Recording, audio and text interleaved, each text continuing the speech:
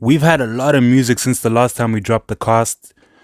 We've had Kendrick drop. We've had the boy over here that you're seeing on this pic right here, Jack Harlow himself, has also been dropping, and he's been getting a lot of slack within the tastemakers and the music experts have really given his recent album a really bad review and rating. A lot of people are really not enjoying it. I guess music is subjective in a way, but people are really there's really some mixed feels about his recent album titled Come On The Kids Miss You. And I just wanted to give my take on this particular album. We've had a lot of music being dropping recently. I gave my take on some other projects by Autumn as well on the LITEHub channel where I do my music reviews. But this segment will definitely be on the channel because I wanted to give my 2 cents on Jack Harlow's sound and this particular album that is recently released, and also react to some of his deepest and biggest haters, which we'll do later on in this video. But so fam, this particular album was not as bad as people were saying. Like, I felt it was like a breath of fresh air from what we've been consuming and what we've been subjected to within the industry. Like, everyone's been really moving either to drill or to trap or to these hyper trap, hyper pop, arcade synth sounds like Yeet, etc. I mentioned that in some of the singles that I reacted to by Autumn off of his recent project. But everyone's really been in a particular, like, really not the most unique pocket, and I feel like he really challenged himself and took big risks on this album. I love the instrumentation, particularly with the first 6 tracks of the album. He really explored different sounds. The soundscape was really, like, in terms of instrumentation, I really liked the different, like, the different beat selection. His beat selection was really impeccable and something noteworthy that I would say is a positive out of this, because everyone's just pulling out the negatives. People are calling him a Drake clone or a diet Drake. I guess in certain parts of the album it does show that he might have been influenced by the GOAT himself, Drizzy. I mean, who isn't at this stage? But he did give I'll be honest here, there were some Drake clone-ish moments within the album. But I guess, like, we are all influenced by someone in a way, and a lot of new artists are like battle with this stigma or battle with this stamp that they tend to get, and you can often pick out who an artist has been influenced by, especially early on in their career. But the second point I wanted to mention is the rapping. That's where I can, like, justify some of the criticism on Jack Harlow over here. Is like, he wasn't the most captivating, not the hardest punchlines, and you will hear Shawn Cee over here chat about the biggest Jack Harlow hater. The biggest antagonist to the Jack Harlow movement is Shawn Cee, and he will talk deeper about the negatives. I'm trying to pull out as many positives from my listening experience and bring it to you guys. But as I was saying, he definitely needs to pay more attention to, like, dropping more captivating lyrics, more catchy and thought-provoking punchlines, metaphors, similes were really elementary in a way, and I'd say that's where he can improve. But those first few songs that that particular song, was, I think it's called Enough. I didn't really pay attention to a lot of the names on the track, where the hook was, am I dancing enough? Am I handsome enough? I like that. A lot of people also criticized him for having this playboy, fuckboy sort of image, or trying to be the center of attention in terms of pulling attention toward from females, and his music is sort of driven towards that audience. I guess he knows his market, and that's where they are marketing him towards in terms of his label and his management. And if that's the approach that he's taking, I guess it's not meant for us dudes. It's not meant for the negredos. It's meant for the negrettes. It's meant for the Huns. So I think it could stand in within that particular pocket, in that space, in terms of music. But I really enjoyed certain songs on this one, specifically in that first half of the track, and then it sort of gets a little bit boring as we approach the latter half of it.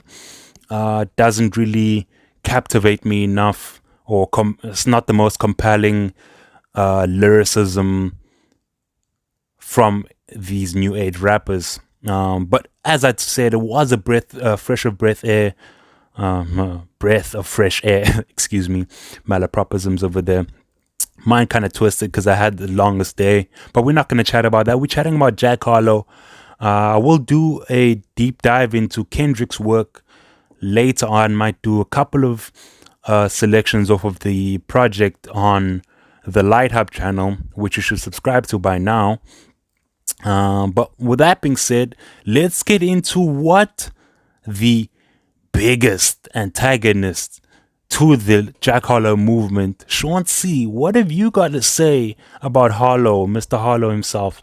And then we'll dive into some deeper content in the later part of this. I know how things can get on websites of this show right here. Jack Harlow is like one of the worst rappers I've ever heard in my life, and I don't say that because like it's an over exaggeration. I know how things can get on websites like Twitter, and people think that everyone who says this is bad or this is egregious or this is terrible is seeking attention. So Jack Harlow dropped this album, and it's legitimately one of the worst things I've heard in years. I'm being genuine with how I feel about this right now.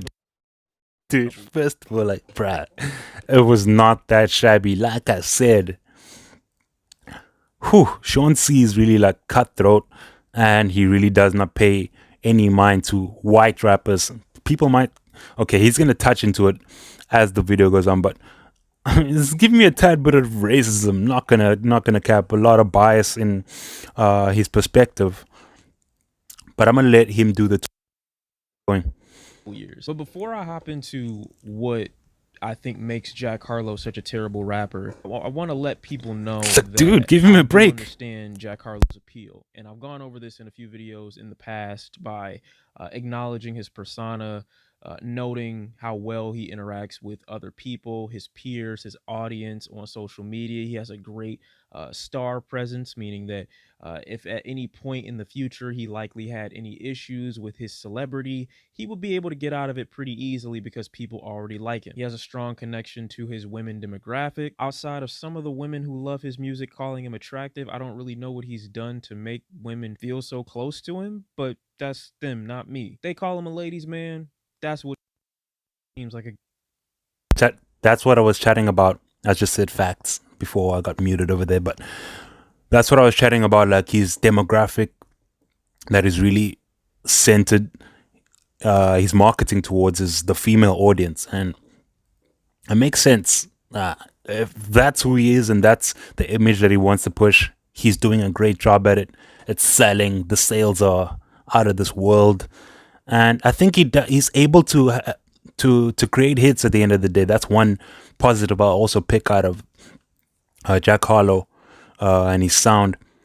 We had What's Popping, and then the glamorous track. Sorry, you know what I mean. It's not really titled Glamorous, but where he sampled that Fergie track. He did a great job on that one. And I would like to chat about it now before we get into the rest of this reaction over here. That the verse on that was so underwhelming. I expected more from Jack Harlow in that regard.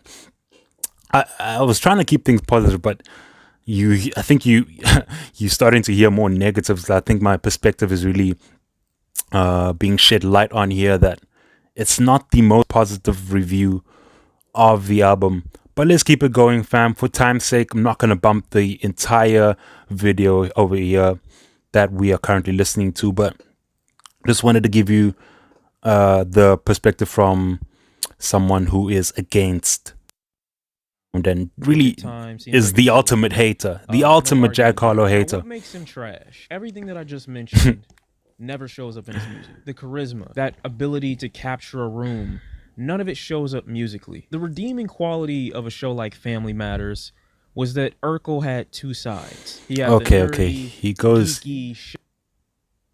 he goes deep about the like an Urkel metaphor. Because he makes what I would consider fuckboy music. Now, there's nothing wrong with being a fuckboy. We've all got our phases. Though it seems based off of his history in rap, Jack Harlow's been in this phase since about 2018. And the reason I likened him to Stefan in general is because he portrays himself as so one-dimensional of a person. The Drake comparison to me is extremely disrespectful, because Drake is someone who did accompany that Stefan with the Urkel. Drake accompanied that Stefan with the Urkel so well that he was clowned for it. Oh, he's too soft, he's too emotional. I could beat Drake's ass. That's what people used to say. But me, listening to Drake so young, understood the reason why women were infatuated with the things that he used to say, because he came across as emotionally intelligent, somewhat considerate, and most of all, vulnerable. You look at Urkel and you see an innocent individual. On top of not having that everyday Urkel norm musically, this guy is nowhere near as nuanced and as layered as Drake was. None of the lines that Drake can normally spit in his earlier work, or even at this very moment in his career, to garner that comparison. That comparison is just downright disrespectful. It's apparent when we hear a track like Churchill Downs, where even after adding a couple of additional bars to his verse, the gap between him and Drake is so big that you need the Hubble Space Telescope to cover the distance. You know the difference?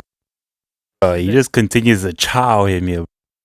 We're going a little bit more of this vid and then we're gonna move on. As a former fuck nigga myself, I identify with the sentiments that Jack is trying to exude in this song. But this nigga's pen is atrocious. Chows him. So much because he's being so I'm gonna rewind it just there so you can get the context.